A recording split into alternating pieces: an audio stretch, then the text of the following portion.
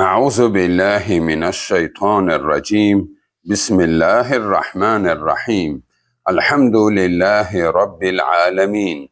Vessalatu vesselamu ala nebiyyina Muhammed ve ala alihi ve ashabihi ecma'in. Amma ba'd. Esselamu aleyküm ve rahmetullahi ve berekatuhu. Değerli dinleyiciler, körpe ölülere nedense her bir insan mərhəmət duyğularıyla bu cənnətlikdir deyir. Və hər birimizin də birinci düşüncəmizə bu gəlir ki, əlbəttə ki, cənnətlikdir. Amma yenə də biz tələsməyək, yəni ona görə yox ki, o körpənin cəhənnəmə düşməsini arzu edirik. Xeyr, unutmayaq, cənnətin sahibi Allahdır. Biz deyəndə ki, filənkəs cənnətlikdir, filənkəs cəhənnəmlikdir, yəni öz ağlımızla deyəndə, bir var Allah deyib, Rəsulu deyib, o başqa. Ondan sonra bizim bu barədə danışmağımız Allahın cənnətinə kimisə yerləşdirmək olur. Sanki biz onu ora qoyuruq öz duyğularımızla, öz xəyallarımızla, öz mərhəmətimiz ilə. Bu isə doğru deyil. Çünki cənnət Allahındır. Ora kimin girəcəyinə və kimin girişinə qadağa qoyacağı hökmü yalnız Allahdadır.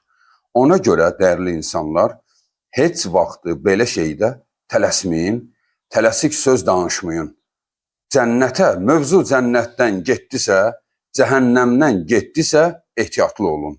Hökmən dəlil əsasında danışın.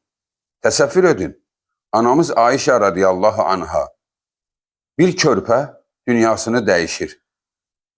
Onun anasını ağlayan görən Ayşə radiyallahu anha necə quzağına, körpəsini bağrına basıb göz yaşları ilə ağlayır və ümmət, müsəlmanlar onun cənazəsi ilə məşğuldur o uşağın. Təsəvvür edin, gör nə qədər xoşbəxt bir körpədir. Ayşə anamız deyir,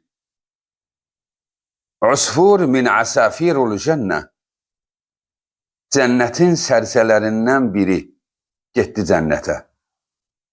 Cənnətin sərçəsi. İndi o sərçə o demək deyildir, cənnətdə sərçə quşu olacaq. Yox. Yəni körpədir deyə ona quş kimi, bülbül kimi, sərçə kimi baxışlarla baxır insan. Hər birimizdə o duyğu olur. Yəni onu balaca bir şey zənn edirik. Və ona deyir, cənnətin sərçəsi getdi cənnətə. Allahın Rəsulu sallallahu aleyhi və səlləm ona çönüb baxaraq deyir, Ayşə, haradan bilirsən ki, cənnətin sərçəsidir? Bax, eyni ilə bizim, yəni sənin verəcəyin cavabı anamız da verir. Deyir ki, ya Rasulallah, körpədir də. Nə edib ki o? Həyatda nə elədi ki o? Daha cənnətdə olmasında harda olar ki? Bax, Allahın Rəsulu sallallahu aleyhi və səlləm yenidən öz zövcəsini uyaraq deyir, Ayşə, cənnət Allahındır. Ora kimsə öz duyğuları ilə kimisə yerləşdirə bilməz. O Allahındır. Ora kimi salıb, kimi salmayacağı onun işidir. Heç vaxt Allahın yerinə danışma. Yəni bax, bu o demək deyildir ki, bu uşaq pisdir və yaxud da ki, bu uşaq cəhənnəmə düşəcək. Və heç kəs də belə düşünməsin. Əlbəttə ki, ümidvarıq ki, arzu edirik ki, cənnətə düşəcək. Amma arzu edək, ümid edək. Yəni cənnətlikdir, sanki sən onun hökmünü verirsən kimi.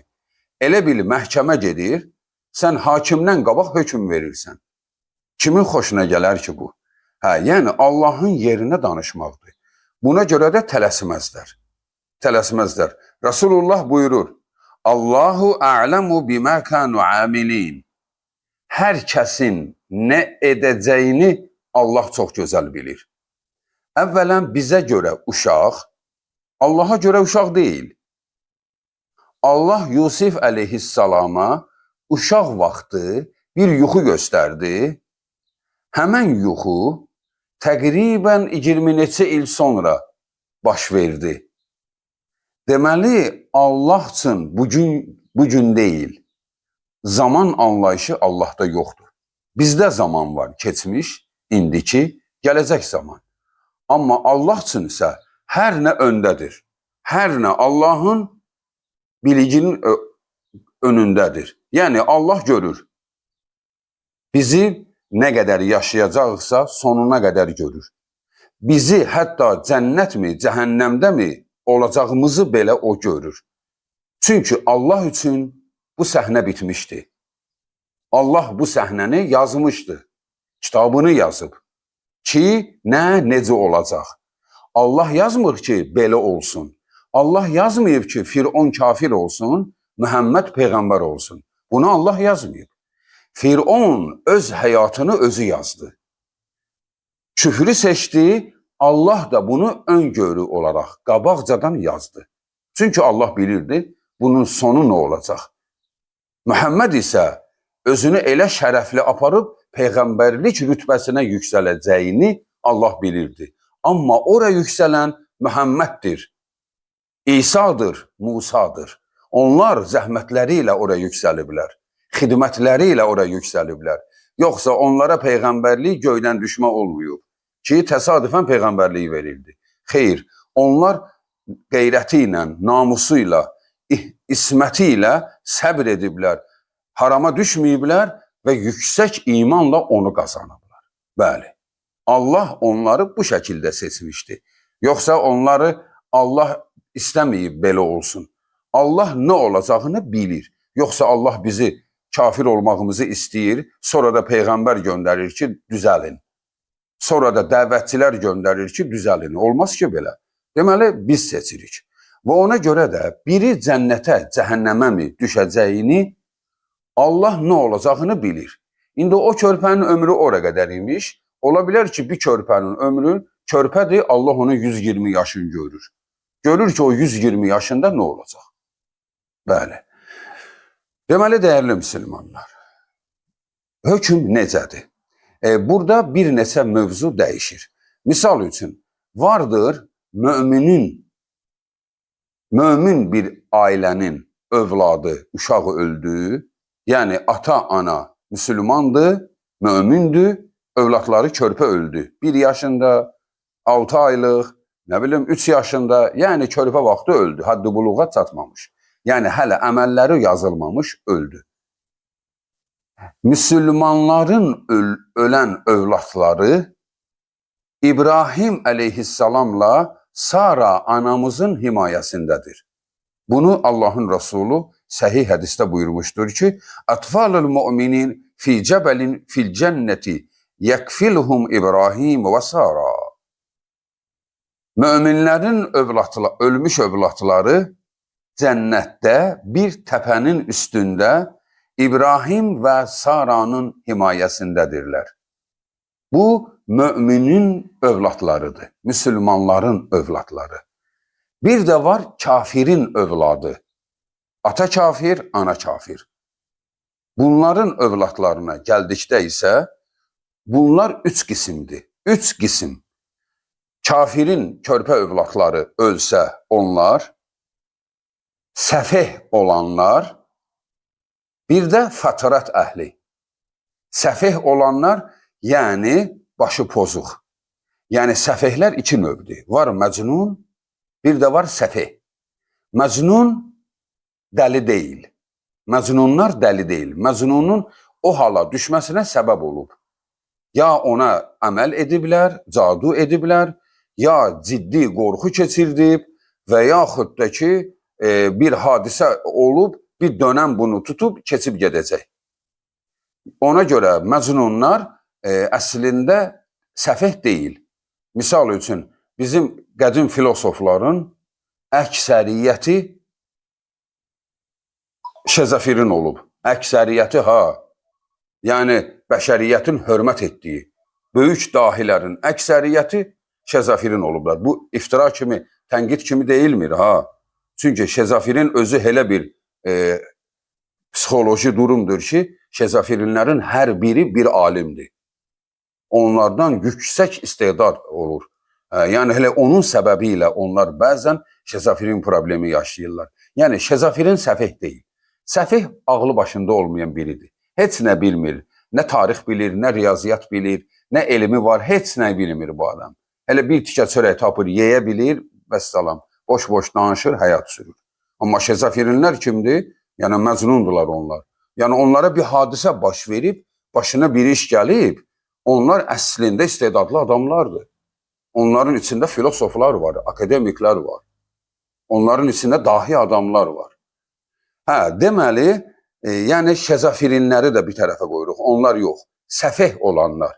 Yəni bildiyimiz səfeh, küçədə daş götürüb cəmaatı qovur. Nə bilim, heç nə başa düşmür. Onlar bir də fətrət əhli. Fətrət əhli, yəni peyğəmbər və dəvətçi görməyən toplumlar. Nə peyğəmbər görüb, nə də dəvətçi olub. Yəni heç kəs ona deməyib. Yəni bugün o yoxdur. Yəni bugün dəvətçi var. Peyğəmbər yoxdur da. Dəvətçi var. Kimdir dəvətçi? Telefonlar, internet, sosial şəbəkələr.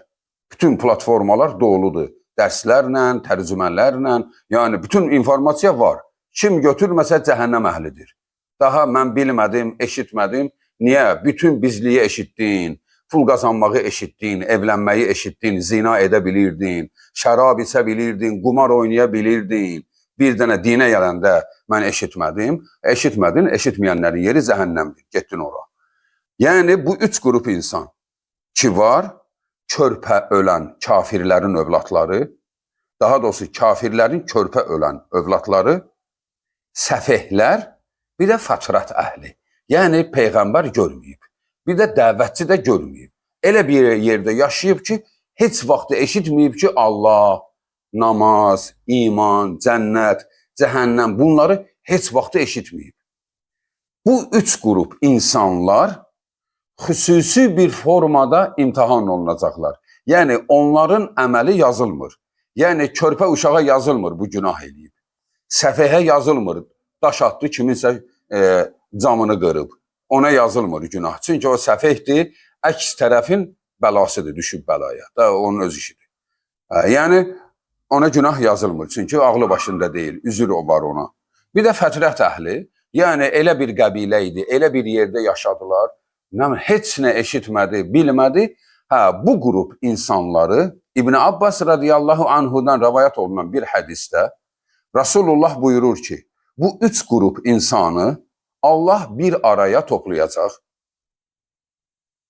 və bir alov qalayacaq, alov. Bax, burada yadda saxlayın alovu. Alov qalayacaq. Və Allah bu topluma deyəcək, hamınız girin alova. O toplumun içindən bir qrup insan, Allah dedi alova gir. Onu eşidən kimi özünü alova atacaq. Çünki deyir ki, Allah deyir alova gir. Mən necə qala bilərəm ki, Allaha sual verərlər, sual verməyəcək, özünü atacaq alova. O biri qrup isə, onların içində bəziləri deyəcək, mən niyə alova girməliyəm ki? Nə eləmişəm ki? Mən səfeh olmuşam da, ya da ki, mən körpə olmuşam, ölmüşəm. Niyə mən alova girməliyəm ki? Etiraz eləyəcək. Bax, etiraz eləyənlər cəhənnəm əhlidir. Eşidən kimi özünü alova atanlar isə cənnət əhlidir. Əslində o alov, sən demə alov deyil. O alov bir imtihan idi. Baxın, niyə alov? Allah niyə alov dedi, seçdi orada, sual vermədi. Sual verərdi də, de, la ilahe illallah. Kim deyə bilir, dedi. Kim deyə bilmir, necə ki, hər biri ölən bu imtihandan keçəcək. Amma orada niyə alov qurur? Baxın, bunun cavabı budur, dəyərli müsəlmanlar. Həqiqətən də Allahın çağırdığı dini yaşamaq alova girmək kimidir. Hələ dünyada da, hələ burada da. Düz dini yaşayanlar alovdadırlar. Hamı onların üstünə gəlir, alov kimi. Nə edirsən sən, nə olub, bu nədir, bu nə bilim, saqqal saxlayırsan, bu nədir, hicab geyinmisən, bu nədir, bu rəngdə geyinmisən, sən kifirsən. Bax, sanki alov ot parçasıdır. Hamısı onların üstünə gəlir. Bax, dini yaşamaq həqiqətən də hələ dünyada da alova girmək kimidir. O qədər çətindir və get-gedə daha da şiddətli çətin olur. Çünki namusu qorumaq artıq qeyri-mümkün bir vəziyyətə gəlib çatmışdır. Hələ həqiqətən də bugün namuslu olub, şərəfi ilə ailəsinə sığınaraq, Rəbbinin himayəsinə girərək, dinini qoruyan insanlar, alqışlar olsun onlara. Allah onları uzatsın. Allah onlar üçün həyatı rahatlaşdırsın. Allahım, nə qədər çətin olmuşdu doğru dürüst yaşamaq. Ona görə dəyərli insanlar, o alova girmədən dünyadakı alova girək. Dünyadakı alovu seçək ki, o alovu görməyək. Dünyadakı da əslində qıraqdan alov görünür. Sənin üçün o alov deyil. Yəni biz onu yaşayanda biz alovda deyilik. Yəni biz hicab taxmışıq deyə, niqab taxmışıq deyə və yaxud da ki birisi halal haramı qoruyaraq az yaşayırsa, o əslində zövqlə yaşayır.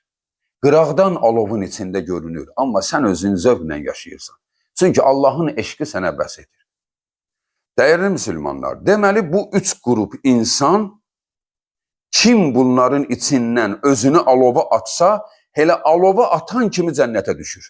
Alovun içindən cənnətə gedir. Kim etiraz eləsə, elə o etiraz eləyənlərə, deməli dünyada Peyğəmbər də gəlsəydi, ya da Allah səni dəvətçi kimi onun üstünə göndərsəydi, elə o deyəcəkdi ki, mən eləyə bilmirəm, çatdıra bilmirəm, indi namaz vaxtıdır, nə bilim, indi dini qorumaq olur, hansı dövrdür? Bax, hökmən o bir söz deyəcəkdi. Necə ki, o ölən orada Allah deyəndə alova gir, o dedi. Mən nə eləmişəm ki, alova girim? Bax, etiraz elədi. Bax, o burada da ona deyilsə, etiraz eləyəcək adam idi. Hələ onlar da cəhənnəm əhli olacaq. Deməli, dəyərli müsəlmanlar, biz bilək ki, Allah mərhəmətin yaradıcısı Allahdır. Yəni, səndə mərhəmət varsa, bilginən Allahın yaratdığı mərhəmətin tozudur. Sən özünü Allahdan mərhəmətli zənn etmə ki, yəni sən düşünürsən ki, əşi bu bədbəxt adamdır da, neyniyib, bu cəhənnəmə salır Allah bunu. Sən belə düşünmə, sən özünü Allahdan irəlidə görmə. Allah heç vaxt zülm etməz. Çünki Allah buyurur, mən zülmü özümə haram etmişəm. Allah zülm etməz. Deməli, yaxşı idi, xilas olacaq. Pisdir, cəhənnəmə düşəcək. Və ona görə dəyərli insanlar, körpə ölən uşaqları eyni zamanda müminin uşağıdırsa, yəni dinləyicilərimizin içində körpə vaxtı ölən uşağı ölən varsa, körpə vaxtı istər ana bətnində düşsün, yəni ruh girəndən, bədənə girəndən sonra, yəni 4 aydan sonra, 120 gündən sonra ölən uşaq olsa, 4 aylıqdan sonra ölən uşaq olsa, da ondan sonra neçə yaşı olur, ya həddi buluğa çatana qədər. Kimin övladı ölübsə, o ölən övlada görə heç vaxt təəssüflənmə. Bilginən ki, sənin yaşayan övladların bir yana qalacaq, sən deyəcəksən, Allahım, bu ölən övladım mənim üçün mərhəmət imiş. Çünki onlar öz analары üçün şəfaətçi olacaqlar. Allahdan şəfaət diləyəcəklər. Analarının ətəklərindən tutaraq, Allahım, anamı yandırma deyəcək. Yalvaracaq Allaha. O körpələr ki, onlara da şəfaət şansı verilmiş insanlardandılar. Kimlərdir onlar? Müsəlmanların övladları. Deyək ki, kafirin övladı, müsəlmanın övladı fərqi nədir? Yəni, kafir belədir ki, Allah kafirə də zülm etmir ki, onun övladını saxlayır, imtihan eləyəcək. Sonra cənnətə gedəcək. O da onu qazansa. Möminin övladı isə, zaten möminin övladının isə Allah onları İbrahim əleyhissalamın himayəsində saxlayıb, amma onlar da imtihanı, onlar da elə imtihan verəcəklər. Hamısı imtihan verəcək, amma onlar şəfaətçi olacaqlar ata-anaları üçün. Ona görə də ölən körpələr üçün, yəni o qədər də məyus olmaq lazım deyil. Məyus o hala olmaq lazımdır ki, sən müsəlman deyilsənsə. Müsəlmansansa məyus olma. O uşaq keçdi ən etibarlı ələ. İbrahim əleyhissalamın himayəsinə. Səndən qat-qat yaxşı saxlayacaq onu. Narahat olma. Sara anamız səndən yaxşı saxlayacaq onu. Ona görə də körpə uşaqların hara düşəcəyini Allah təyin edir. Vəssalamu aleykum və rəhmətullahi və bərəkatuhu.